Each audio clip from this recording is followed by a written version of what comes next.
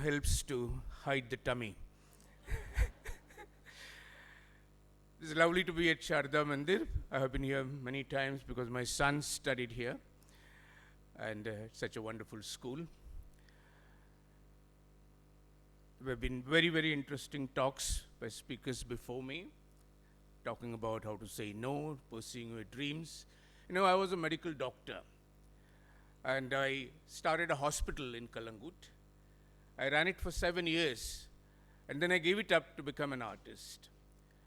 When I was practicing as a doctor, I was happy. It's a noble profession, and a lot of people are so thankful to you. But there was something missing in my life. There was not much of an adventure, because most of the patients who came to you were with fever, cold, and about 70% patients were basically, they came to you just to meet you, because many times older people just come to the doctor because they want to sort of talk to the doctor. And so it was rather something which was not very challenging. Once in a while you diagnosed a very difficult case and you said, yes, I did it. And those were moments of sort of joy. But most of the time it was routine. And then suddenly very interesting happened. There's a boom in tourism in Goa. And almost about 60-70% of my patients were British tourists. And they were suffering from loose motions. There were direct flights from London. And the idea of devoting my life to British loose motions was not very palatable. And I thought India has taken enough shit from the British for 150 years. And I didn't want to take any more. So I decided that I will give up my medicine and pursue my passion. And I can tell you, I am a perfectly happy man. And I believe that the only purpose of life is to be happy. There is no other purpose in life. And if you do something which you love to do, there is a possibility that you will be happy. If you do something which you don't like to do, you will be definitely unhappy. And so basically I decided to do something which I love to do. And every day is a new day today for me. And I create almost 30-40 drawings every day. I have been creating a lot of sculptures, and it has made me a perfectly happy man. Unfortunately, art has not been given enough importance in our society today. I basically believe that history of human civilization is history of arts, all arts. Human society, human civilization is born in the womb of art. How do we sort of know about our histories? It's through art, old architecture, whether it's pyramids or Ajanta, Ellora, great music, great theater. It is through all the arts that we become human beings. Animals don't create art, maybe not. Human beings create art, and that distinguishes us from the rest of the species. We are human beings essentially because we create art. You know, many people feel that art is not very important for science, chemistry, mathematics, physics are important, and if there is some time, then you learn a little bit of art. But I basically believe that the purpose of art is not just to decorate a wall or decorate a hall. The purpose of art is to establish a kind of a symbiosis between our inner self and our outer world. The purpose of art is to make us balance. The purpose of art is to make us human beings. And I think in that sense, human civilization is born in the womb of art, and it's very, very important that art is taught to everybody. During COVID, for example, can you imagine if there were no arts? Imagine there was no music, there was no cinema, there was no theater, there was no literature. The whole world during lockdown put the head on the shoulders of art. Could human beings survive without arts during COVID? So art is a very, very essential part of our life, and only part of our society perhaps which sort of really enjoys art are the tribals. Because the tribals, the way they dress up, the way they wear their jewelry, the way they dance, it is all art, they live art. And so in that sense, all of us need to be tribals. Because tribals are connected with art more than anybody else. In a country of 1.4 billion people, not more than a few lakh people connect with contemporary art. You know, I will just make a little experiment. I will tell you 10 names.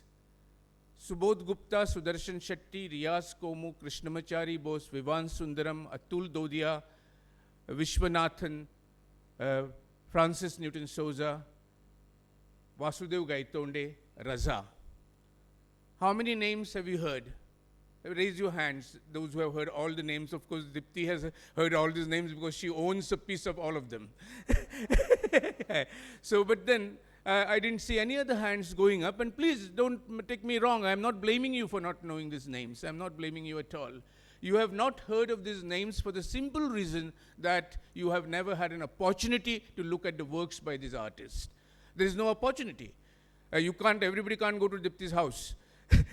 And so there is no opportunity to see works of all these artists in Goa, for that matter in most places in India, and that is why you have not been connected with these names. And just to give you a little perspective, these names which I spoke to you are the best, most known contemporary artists of India today. And to put it in a little commercial perspective, somebody like Francis Newton Souza and Gaitonde, who hail from Goa, sold a work not more than this size for almost 35 crores in Sotheby's auction. So now you have not heard of these artists, and you are not connected with the works of these artists for the simple reason there is no opportunity. So I decided that I must devote my life to democratize art. It is important that everybody connects with art. So we started the Museum of Goa only with the intention that contemporary art goes to more and more people. Because if you don't understand contemporary art, if you don't connect with art, there is a big part of happiness, big part of joy which is missing in your life. So everybody has to be connected with arts, and that's why Museum of Goa. And I will urge you, please visit Museum of Goa. You won't see the works of all these artists there, but you will see a work of a lot of interesting contemporary artists. You know, what is the purpose of art? I'm just going to meander with a few stray thoughts. The purpose of art is not to decorate the wall and the hall. Human beings need food, shelter, and clothing. Now, if you are given food, shelter, and clothing, will you be happy? Are you content? You need something beyond food, shelter, and clothing. And those are the needs which are provided by arts. The needs of human beings which are beyond food, shelter, and clothing. What are those needs? For example, we need history, memory. You know, a dog is not interested in the history of the canine empire 10,000 years ago or 5,000 years ago. A dog is happy to know a dog in the same street and maybe a good-looking beach on the other street. But a dog is not interested in anything more. But human beings, we have a need to know our past, our ancestors, and that is given to us through arts. When you look at a sculpture of Ajanta Ellora, or you look at the pyramids, I mean, the sculpture looks back at you, the pyramids look back at you, the history looks back at you. So memory, history is one of the major needs. We are connected with divinity through arts. We are connected with eternity through arts. There's a lovely poem by Tagore. You know, eternity is something, time laughs at our struggle to remember. Time has no pity for our quest for memory. We like to remember our parents, our grandparents, and many more things. But time laughs at us. There's a very beautiful poem which sums up this idea. It's about Taj Mahal and written by Tagore. He says, "You, Shah Jahan, you allowed your empire to perish," because Shah Jahan lost his empire to his son. He imprisoned him. "But your wish was to make imperishable a teardrop of love." You, Shah Jahan, you allowed your empire to perish, but your wish was to make imperishable a teardrop of love. Time has no pity for human heart. It laughs at our struggle to remember. But you, Shah Jahan, you allured time with beauty. You allured time with beauty, made him captive, and crowned the formless death with fadeless form. What a beautiful line. Alluring time with beauty, making him captive, and crowning the formless death with fadeless form. Centuries pass by, empires are reduced to dust, but the night still sighs to the sky, I remember. So, one of the functions of art is to remember. And it is such a, this poem is, when I say art, please don't get me wrong, I'm not talking only about painting and sculpture. I'm talking about all arts. All arts are basically essential for human existence, and we are different because we create all these arts. Well, with this as a background, let me just give you a little bit of a jhalak of what I have been doing. This is my father's photographs. My father had a huge role to play in my life. From the age of 6 to 16, I walked with him every day for 2 hours on the seaside, on the riverside, on the hillside, in the fields. And when he passed away in 2006, I made 500 portraits of photographs of my father and planted them everywhere we walked. So this was my way of remembering him. The memory, the need for memory. So this is a photograph planted on the riverside in Keri, where we hail from. These are paintings of my father. Art is an expression of time. Art is a whisper of time. So art of every era is different. Now, my father painted this maybe 60 years ago. So at 60 years ago, he depicted way Goa was. And so his works are basically a documentation of how Goa was about 50 years ago. So these are his works, the village scenes. Now, I also paint landscapes. Now, these are my first encounter with art happened with painting of landscapes of Goan houses. So Goan houses are very, very important. If you drive from Surat to Kanyakumari along the coast of the west coast of the country, the landscape is precisely the same. You have the ocean, you have the palm trees, the mango trees, the jackfruit trees, the rice fields, the rivers, the hills. But the moment you enter Goa, something starts talking to you even before you meet anybody. And that's the architecture of Goa. So the architecture of Goa has a huge role to play in the ethos of Goa. And so I started painting houses of Goa. Many people call these houses Portuguese houses. Well, I have been all over Portugal. There's not a house like this in Portugal. Because this is a language of architecture which developed here. And now these houses are being bought more and more by people from Delhi. And so eventually they will not be called Portuguese houses, they will be called Delhi Wala houses. I have nothing against Delhi Walas, mind you, but things change with time. Many a times we feel that our culture is stagnant, our culture is pure. Nothing called pure culture exists. Cultures evolve, architecture evolves, cuisine evolves. So idea of a pure culture is like having a non-peeing area in a swimming pool. It does not exist. So, so I'm talking about this basically to bring home a point that, many a times people feel our culture is being diluted. This dilution of culture is a perpetual thing which happens all over the world. It's not just in Goa that it happens. So, well, I started doing landscapes of Goan houses. So these are my landscapes. We can see them on Goa Airport. The Mopa Airport has many of them. When I was young, I was doing so many of them. As a doctor, I was doing very well. So when I started painting watercolor landscapes on the roadside, people started saying, what is wrong with this guy? He has such a good practice, and now he's painting.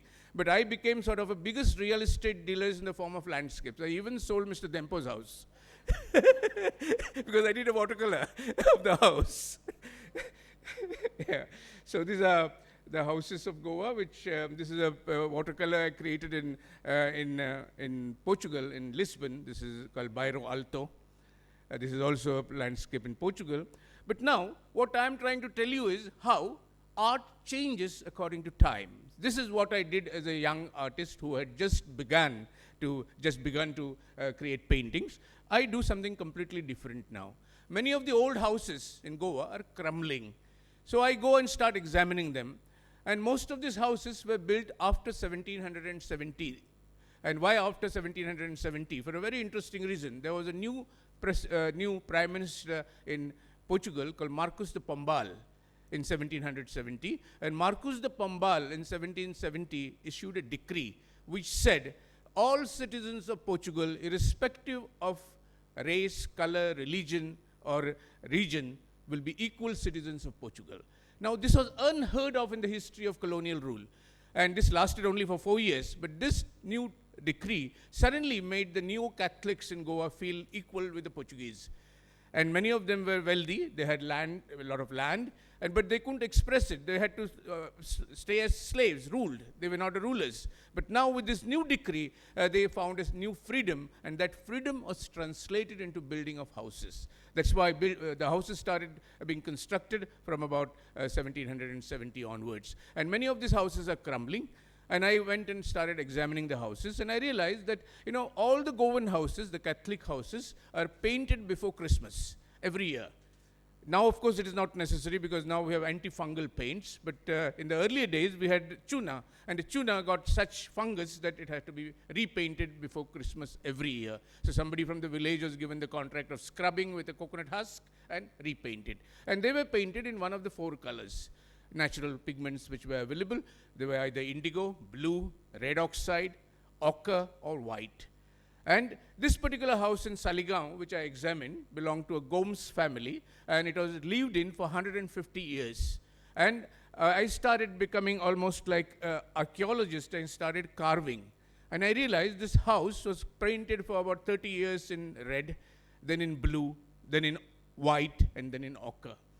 So it had 150 layers of coat before every Christmas for 150 years. So I said that this is 150 Natals, 150 Christmas celebrations. So I mounted the plaster from the house on a plywood and presented it as a work of art. So why I'm telling you this is basically to tell you how my art changed from doing a realistic landscape of the windows and of the doors to using a piece of wall as a work of art.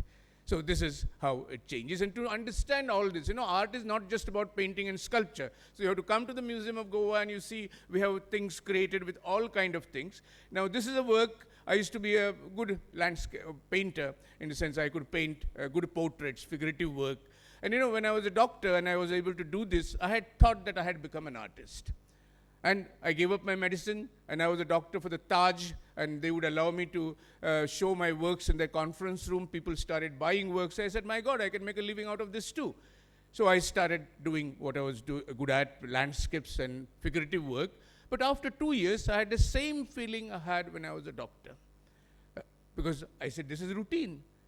Where is the challenge in this? Because this is almost mathematical. To do a landscape, it is almost like there are steps. You follow the steps, you get a good landscape. Same way with a portrait.